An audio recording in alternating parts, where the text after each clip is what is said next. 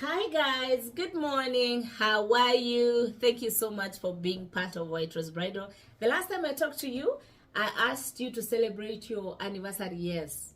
Take time to celebrate your anniversary. Stop jumping into vendors here and getting quotations here and there. Relax. Get time to celebrate yourself. If you were here, it means you loved that part and you will want to know what we have in store for you. So today we are going to talk about some points towards your wedding, in terms of how would you want your wedding to be, where would you want it to be, when would you want it to be, with who would you want to celebrate your wedding with. So I'm gonna sum up everything together. I feel my points are here, there. So I might mix up the who, the where, the when. So I would want to sum up and give you a summary on that. And we will start with what? What exactly do you want? You got engaged. You found a spouse that you love and you're feeling mellow and in love. And you will want to know them better. You feel for you, you got engaged too soon after you started dating. Maybe 1 month, 2 months, 3 months. Some people will tell you even a year is soon, and they will want to know this guy better. Do you want to live together or stay at a distance as you get to learn this other person, as you get to study this other person and what they are like before you get in it, Then you're allowed. You don't have to plan your wedding immediately. Who said you should marry immediately? It's good to get to enjoy your company. And it's not just about learning this other person or getting to know whether you want to spend the rest of your life with him. You can take time to just enjoy the two of you together. For the ones that feel, I have known this person for a long time, I cannot wait, or I don't care whether it was 3 months or 2 months, I have prayed for this man and we are going to the altar, you're allowed. It's your wedding, and it's good to celebrate and to do your wedding the way you will want it. And you will want to start your planning as soon as possible. There is where we ask you, what kind of a bride are you? Are you a simple bride who would want to do a simple AG wedding where you carry your maid of honor and your groom of honor and you just get on with it? By the end of the day, at the end of 20 minutes, you are done. Your husband and wife, married and happy. Or are you the kind of a bride that you would want an exquisite wedding? A wedding that is luxurious. It has so much going on, go for the most high-end vendors. When you come to White Rose, you want the most expensive gown. When you go to, for example, glam events, you want the highest quotation, you want cocktails kind of weddings, and sophisticated meals that are not, the common buffets that you get to see. When you open the buffets from that corner, you can already predict it will be mukimo, githeri, paru, whatnot. You want something different. The kind of evening parties and all that. Your bridal team, you want them to be exquisite and all that. That tells you, no, there are two kind of people in that. One of them is, I want that, I can afford that. Good for you. And we wish you well. And we love you for that. Because when you come to us, we are happy that at the end of the day, we will be smiling because you are an exquisite kind of a bride.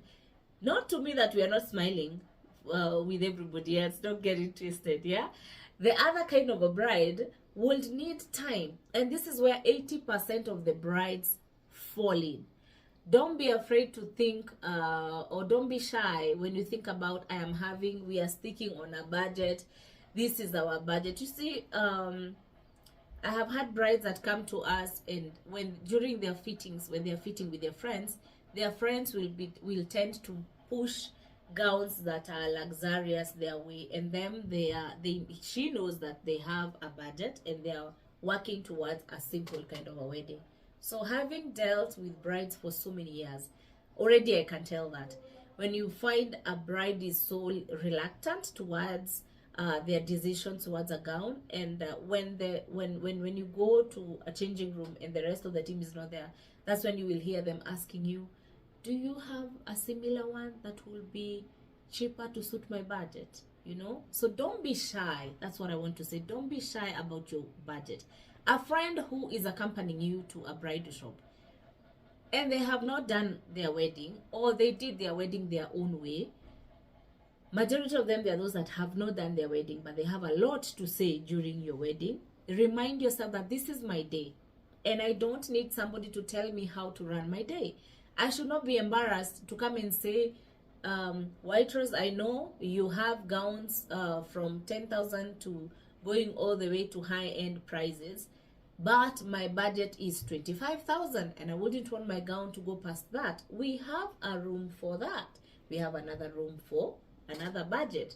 So don't feel like you're doing something wrong sticking on your budget. And if you talked to your spouse and there is a leeway of discussion, that it's an open-ended discussion whereby we discussed that the gown will be 25,000, for example, but I have come and I've seen a 50,000 gown and that is what I will want, and you feel your spouse can adjust the budget to that, fine.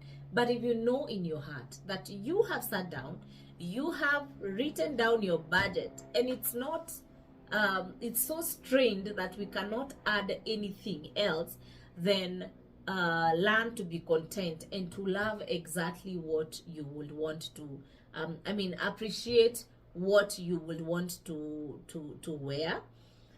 They are simple gowns. It does not mean when you do a simple gown it's not beautiful. All gowns are beautiful, whether it was 10,000 or it was 200,000, you know, or above. So when you come and fit into that gown, feel content that I am special. I got engaged. I am doing a wedding. It's not everybody who is doing a wedding, and weddings are expensive. You don't have to wear a gown that is so luxurious for you to be called a bride. A bride is a bride, whether you wore luxury or you wore a simple wedding gown. Yeah. So ensure that you sit down, write down each and everything that you will want to execute in your wedding.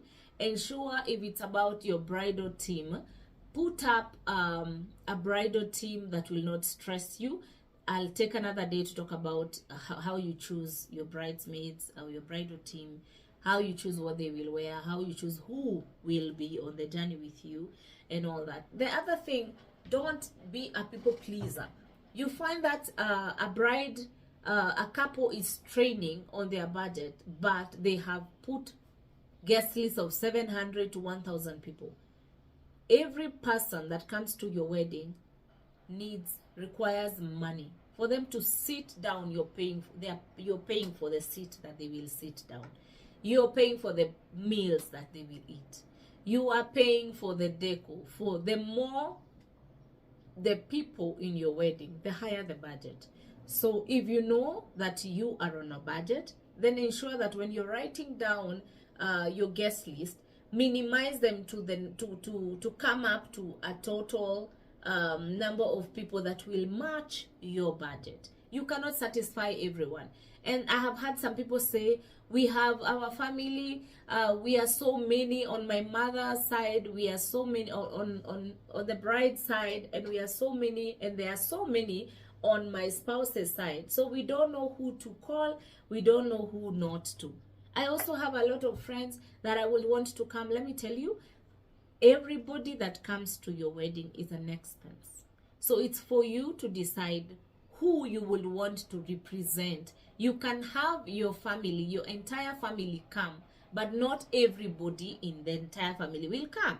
What am I saying? You can pick an uncle in a certain homestead that has so many people. Maybe that uncle has 12 children, and those 12 children, 6 of them are married and they have 4 children each. You can pick their representative, the family tree. Call the uncle only, move to another family, so that when you're narrowing down, if you want your package to be just 50 people, you have your 50 people. Every family was represented, they feel respected, and they are happy. You cannot satisfy everybody who comes to your wedding. Everybody in each and every wedding, no matter how luxurious or how budget friendly or how whatnot to your wedding is, people will talk. So don't be a people pleaser. Think about yourself. It's your day. It's your day to celebrate. It's your day to keep the memories. It's your day to enjoy. All right? So pick up a piece of paper or a diary, most preferably a diary, and write down exactly what I have said. Let it be a guide. Consider the 5 W's and H, which are what, where, when, who, how. They all affect each other. Such that if you talk about what you want, the dreams that you have, they will affect your budget and everything in it. If you talk about where, it will affect whether you're having, if you're having, you can say, I want my wedding to be in Zanzibar or the best gardens in Nairobi. The budget for the best gardens in Nairobi and just a garden, a simple garden, are not the same. So talk about when, the time period, you will need to save up and all that, like we have said. Who would you want? The number of people that are coming to your wedding. How would you want it? You know, your dream kind of wedding, they all affect each other. Write down the 5 W's and H and thank me later. When you narrow that down, it will make work easier for you. It will make you not have scattered thoughts, that you wake up every day, you don't know where to go. I've had brides say, I don't know where to start, whether it's the cake person, I don't know, it's the venue, I don't know who is calling you. You don't have a plan. Write down, jot down your plan. Start with the 5 W's and H. Thank me later. We love you. We will be back for more.